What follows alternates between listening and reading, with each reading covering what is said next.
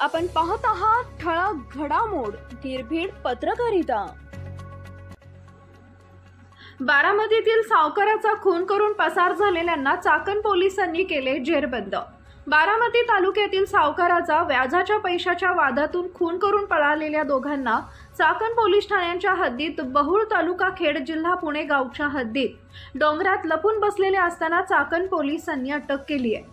रोहित गाडेकर वय वर्ष 27 राहणार मासाळ वस्ती सोरटेवाडी तालुका बारामती असं शनिवार दिनांक 5 एप्रिल 2025 रोजी रात्री बारामती तालुक्यात खून झालेल्या तरुणाचं नाव आहे। तर खून करणारे सागर माने वय वर्ष 25 व विक्रम मासाळ वय वर्ष 30 असं अटक केलेल्या दोघांची नाव आहेत। मिळालेल्या माहितीनुसार बारामती तालुक्यातील सोरटेवाडी गावच्या हद्दीत शनिवार दिनांक 5 एप्रिल रोजी एका 27 वर्षीय तरुणाचा धारदार शस्त्राने वार करत खून केल्याची धक्कादायक घटना घडली होती। ही घटना शनिवारी रात्री 11 वाजेच्या सुमारास घडली होती।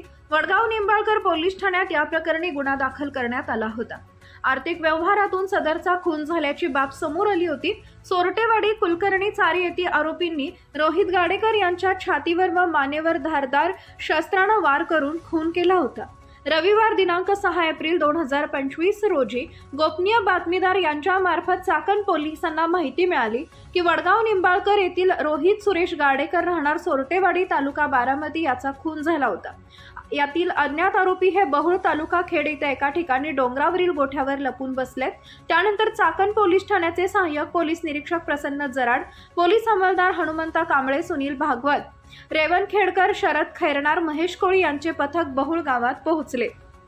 दोन्हीही आरोपी पोलिसांना पाहून रात्रीच्या अंधाराचा फायदा घेऊन पळून जाऊ लागले। पोलिसांच्या पथकाने गोठ्यातून पळून जाताना पाठलाग करून दोघांना ताब्यात घेतले। संशयित आरोपी सागर वसंत माने वय वर्ष 25 व विक्रम काकासो मासाळ वय वर्ष 30 यांनी सदरच्या खुनाच्या गुन्ह्याची कबुली दिली आहे। खून झालेला रोहित सुरेश गाडेकर याने आरोपितांना दिलेल्या व्याजाच्या पैशाचा तगादा लावून आरोपींना मारहाण करत होता। त्याच वादाच्या कारणावरून आरोपींनी कोयत्याने मारहाण करून रोहित गाडेकर यास जीवे ठार मारून खून केला असल्याची माहिती चाकण पोलिसांना दिली आहे। पुणे ग्रामीण मधील वडगाव निंबाळकर पोलिसांना याबाबत चाकण पोलिसांनी कळवले। खुनाच्या घटनेतील संशयित आरोपी चाकण जवळील मेदनकरवाडी भागात सुमारे 10 वर्षापूर्वी वास्तव्यास होते, त्यामुळे त्यांना चाकण परिसराची माहिती होती।